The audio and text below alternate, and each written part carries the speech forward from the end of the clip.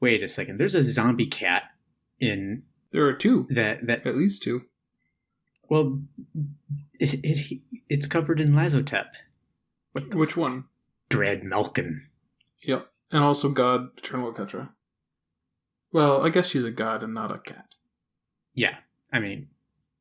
Okay, so the hippo, I could totally understand getting covered in Lazotep, but the cat? Well, if you can coat a hippo in Lazotep, why not a cat? Do you think it's going to be more difficult to coat the cat than a hippo? I mean, they also coated a beast. Just unnamed beast. And, a whole bunch of other things, I suppose. Maybe the Scarab God just, had his own hobbies. Like model building.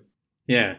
In this case, it's covering random creatures he found in Lazotep. Like this manticore. Now, I want Scryfall to let me search up Lazotep so I can see all the things covered in Lazotep. Can we name this episode Lazotep? We could. I was thinking Sparky Spoilers Part 3, because it's kind of like the series of the Sparky cards. Return of the Lazotep. It's the tagline. It's Commander Time! Welcome to Commander Time. We are yet another podcast about the Magic the Gathering format known as Commander. I'm Nate Burgess. I'm Dean Goody. And I'm Patrick Sapola. Today we're going to talk about all the rest. Well, maybe not all. Depends on how many episodes this goes into. But today we're going to talk about some of the rest of the cards we like and have not talked about yet from War of the Spark. But first, Patrick, you want to talk about those anime planeswalkers? Yeah, I have one more thing I want to say about them. Nahiri, Storm of Stone. I feel like the anime person did not get the note on how angry Nahiri is supposed to be. Because that is... Oh? Yeah, because that face reads, I'm deadpan. If you look at the art on the anime Nahiri and the anime Sorin, the perspective on the art is viewed on opposite sides of each other, looking through a wall. That's cool. Yeah, it looks like they're on Innistrad, actually, in a church or something. I mean, Sorin looks like... He doesn't look vengeful, but he looks like, rightfully pissed off in the anime version. But Nahiri just kind of looks like, out of the way.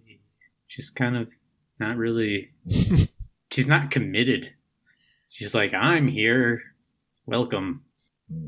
So they're getting married? Yeah, I think so. That's what the lore says, I think.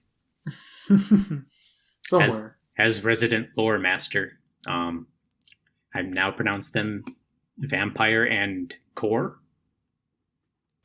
Sure. I think. I'm sure that somewhere on the internet right now is someone wrote down that Sorin married Nahiri somehow. I'll bet that's out there somewhere. I didn't do it, but... Okay, something just occurred to me. Vampires are supposed to be undead, right? Sure. Not on Innistrad. On Innistrad, they're infected with a virus. Oh, okay. Okay. So they can have children. That makes sense. Okay. So I'm there. I was just like, wait a second. Sorin had a grandfather. That means, and they pass it vampire-y through the blood. Wait, no, that's not how vampires are supposed to work. But okay, so if it's a virus, then sure, whatever. Yeah, it depends who wrote the script. The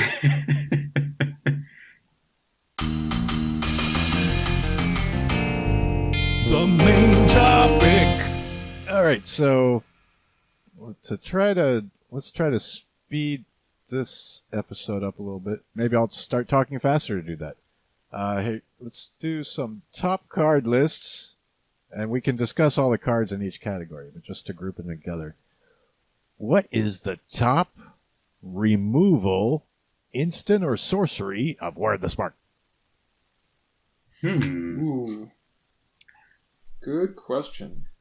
Well, So we got a list here. yeah, we do have a list, but I think we can It's all agree. definitely not Death Sprout. Okay. Not Death Sprout. Cross that off.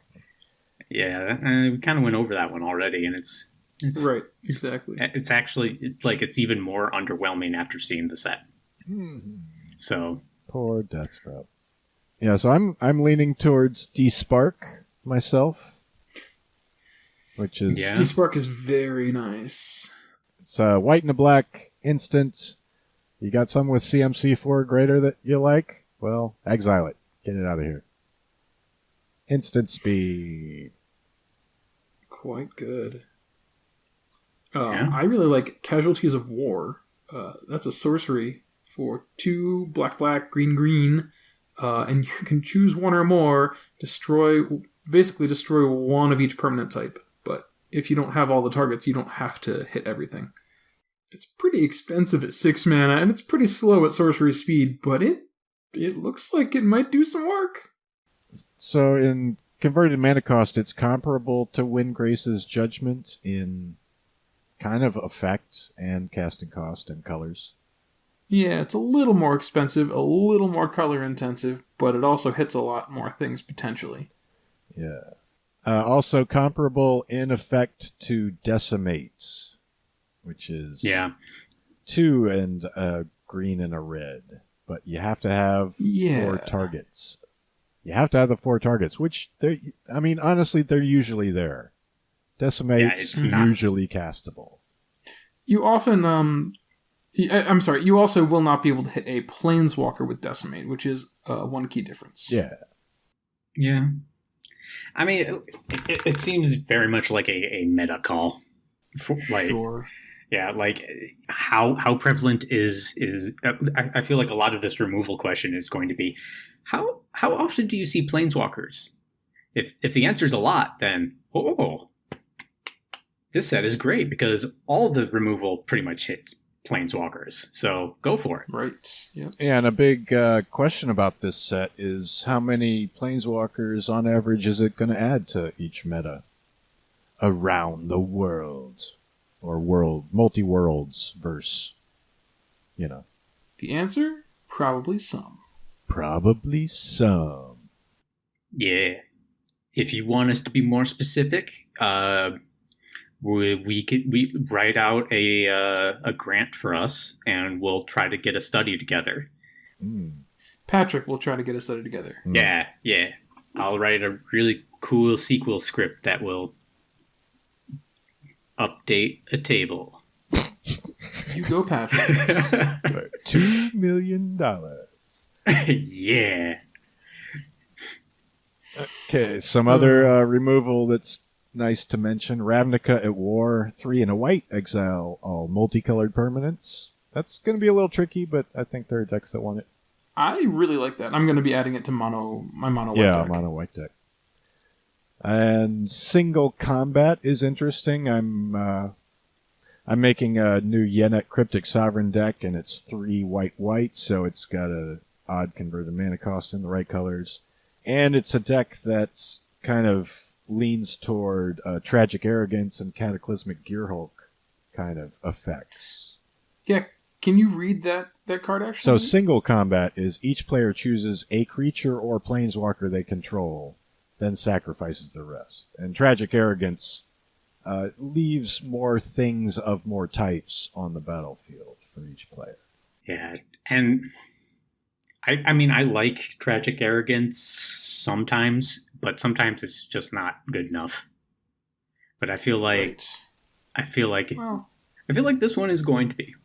Yeah, there's a second part to this card. Players can't cast creature or planeswalker spells until the end of your next turn. Ooh. Right, so that makes it a little bit tricky. On first read, people were thinking that this just locked your opponents out, and then you get to cast spells in your turn. But you don't. You also have to take a turn off before you get to start casting. You things. are a player. Yeah. This makes the no turns deck even more viable. Everybody. Yeah, it does. That's awful, Patrick. Don't do that. Oh, God. You're a monster. Removal, eh? We also got the new naturalize of the set, which is a strictly better naturalize. I believe it It's is. like yeah, It's like they're it's truly exactly strictly better. it's like they're returning to naturalize. Yeah, yeah. It's called Return to Naturalize? No, Nature. Return to Nature. It is 1 and a green for an instant where you can choose one to destroy a target artifact, or destroy target enchantment, or exile a target card from a graveyard. That is a whole third option that you didn't used to have. Yeah. And it's fine. I still think you're running, other removal over this. You don't like I mean- naturalize? How many decks are playing that? No, Naturalize is not. I think I would bet a fair number, but I think we might have a friend who may or may not write articles about strictly better cards, and Maybe. Return to Nature is simply put strictly better. So 7,621 decks. that's more than I was expecting, but Naturalize. seems about right. I think you're still running Unravel the Ether over this or something like that. Something that can get rid of indestructible things. The incidental graveyard hate really actually pulls it together for me. Right. Like it might actually bring in, like, might get put into decks that I would have never have run Naturalize in. So Hey, there is an article in the margins naturalize. It's already did There that. is. Yeah, it's right there.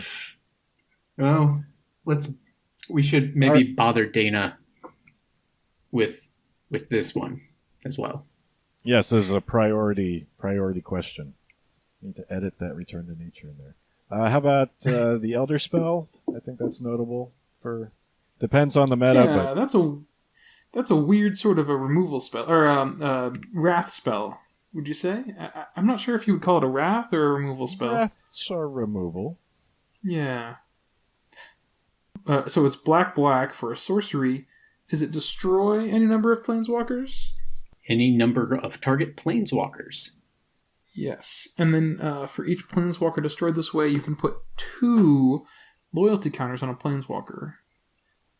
So you could you could destroy your own planeswalkers to, like, essentially as a sacrifice effect to power up your one big bad bolus. Just go to town, right? That's the flavor way of doing it. But like in Commander, Sure. there are 3 black planeswalker commanders that could run this. All right, Patrick. I'll let you run this in a red-black deck, and you can put all the counters on Tybalt. Well, I mean, I'm talking about as commanders, though. Oh, as commanders? Yeah. You That's a good point. yeah, you Amanatu, Windgrace, and Obnixilis and Obnixilis. Yep. of the Black Oh, Oak. and don't forget Liliana, the Flipwalker, and also Nicol Bolas, the Flipwalker. Yeah, there you go. Though I did forget about those. So that this actually slots, I would imagine, fits pretty well into some of sure. those decks at the very least. Especially if you want to, ultimate your walkers. Nicholas's ultimate is a little lackluster, but it's a good one, but you just don't need multiples of it. Right. For those who don't know, it's -8. You get an emblem with 1 and a black, sacrifice a creature, you gain X life, and draw X cards, where X is the sacrificed creature's power. So you get like a constant activated ability. So it's not like, having multiple emblems of that type is going to do anything for you other than make you feel fancy. They sure do. But getting Liliana's off is going to be pretty sweet. You can, at the beginning of each end step, you reanimate each creature that died this turn. That's pretty good. Yeah. Again, not one you want to repeat several times because it's not going to do anything, Sure. but she does have a minus X as her minus ability. So that's good. Yeah, definitely. Let's see. Actually, are there any ones that you would want multiple of? What is the Nicobolus, the Arisen? Exile all but the bottom card of target player's library. So that one you would want to do a couple of times. You could hit a couple of opponents. Mm-hmm. And and Aminatu is choose left or right. Each player gains control of all non-land permanents other than Aminatu, the fate shifter controlled by the next player in the chosen direction. So you could spin it twice. Or you could spin it one way and back the other way. Just to show off. It's like playing Uno and you play the reverse card. Ta-da! Look what I can do. Oh god, you could build an Uno deck in EDH. Oh god. Stop, Patrick. No. You could run things that will skip other people's turns. You can... Oh my god, yes you can. Yes you can. You can pseudo reverse. Wild card is just a clone or something. Force people to draw cards. Spark Harvest is a pretty cool single target removal spell. This is a strictly better Bone Splinter. So Bone Splinters is a card from Alara block. It's a single black sorcery. Destroy target creature as an additional cost. You have to sacrifice a creature. Spark Harvest is a single black sorcery. Destroy target creature or planeswalker as an additional cost to cast Spark Harvest. You must either sacrifice a creature or pay 3 and a black. So for 5 mana, you can remove something. Or for a single black and sacrificing a creature, you can remove a creature or a planeswalker. I really like it. Really? I do. Yep. I do. I like the flexibility. You know, I love modes. Okay. What do you think, Patrick? I mean, I tend to play a lot of sack decks anyway. Sack and recur. So sacking a creature is almost not really a cost for me anyway. And sometimes it's just a straight bonus. I mean, that's totally fair. And it can hit planeswalkers, which is really cool. My thought on it is that most of the time in those kind of decks, I have better things to do with sacking my creatures. You think so? I mean, for a single black, though, like it's almost nothing. I mean, that's fair. That's fair. Well, I mean, I would use attrition, instead. Yeah. Yeah, but attrition doesn't hit planeswalkers. Yeah, we've yet to see how many are going to be added to the meta. Yeah, I mean... And it also doesn't hit black creatures, whereas this hits black creatures and planeswalkers. Yeah, it does. But it only does it once. Well, that's... Okay. That's a valid point. And at sorcery speed. Fair enough. You guys got me. It's not fast. Nope. But it's flexible. And that's why you always run Vidalcan Orrery. Yup. That's it. That's why. Oh, man. All right, 2 more on the list here. Wanderer's Strike is also 5 mana, like Spark Harvest could be 5 mana if you don't have something to sacrifice. And you exile a target creature, then you proliferate. So it's in white, and if you're doing proliferate stuff, the decks that want this know that they want it. Yep. And that just about every other deck doesn't. So it's a bit expensive for what it does. Yep.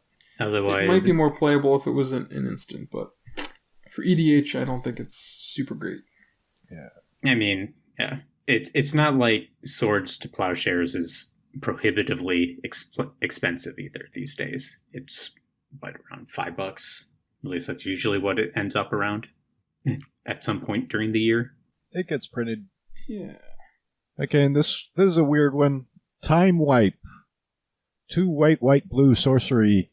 Return a creature you control to its owner's hand, and then destroy all the creatures.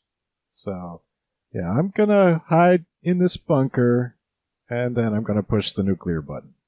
And then I'll come back out of the bunker next turn, maybe. Or maybe not. Maybe it's a nice, cozy bunker. Anyway. It seems... Actually, I like it. I like it. And I'll like it too. I'll tell you why I like it. It's because it's in blue and white, which are already great blinking colors. and flickering colors. And so decks that want to do these things are also going to want to wipe a board every once in a while and this is just another option for that, and you get a little bit of additional value on the way back in. Yeah, 5 mana has become a pretty standard cost for just straight board wipes, and getting to pay 5 and return one of your creatures back is pretty decent. The thing about Divine Reckoning is that it's symmetrical. Everybody gets to keep a creature. So with this one, only you, but you do have to recast it. You take the good. You take. And hey, sometimes that's good because you get another ETB or something like that. Mm-hmm. And speaking of white, blue, blinky decks, you might want to take a note for Elite Guard Mage, which is the new Cloud Blazer. And I'll leave it at that. Yeah. All right. Yep. Chances are, if you have Cloud Blazer in your deck, you just saw this card and thought, yeah, I'll have this too. Mm-hmm. So what's your top removal card? I'm choosing D-Spark. Yeah, I think I have to give it to D-Spark as well. I like D-Spark. I do. But I think I'm actually going to go with Casualties of War. It's got more modes. For when I play mode tribal. Got your modes.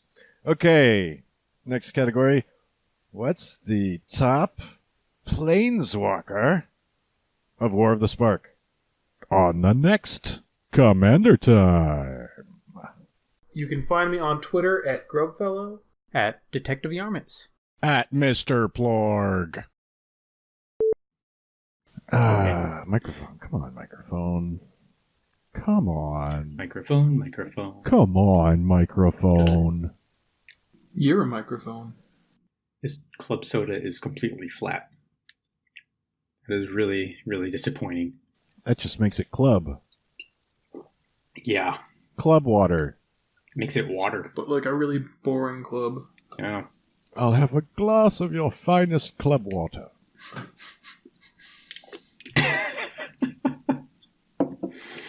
Decarbonated, please. Shake it up real good. I will need the carbon bubbles hand extracted. Send in my tweezer men. With bubbles. I need them.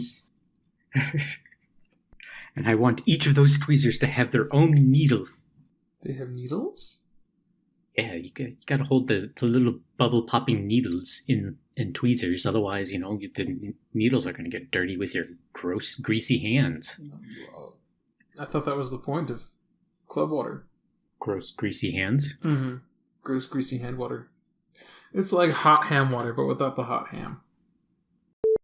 Muldrotha? Yeah, it's not a permanent though. Oh, right. Never mind. Well, no, there's a way. You're in green. You're in blue there. So then what happens is you choose Archaeomancer. And you choose your creature as Archaeomancer, and you kill it, and then you can recast him, and then bring it back each turn. Wow. But so for a mere 10 mana, you can loop Casualties of War once a turn. Okay, never mind.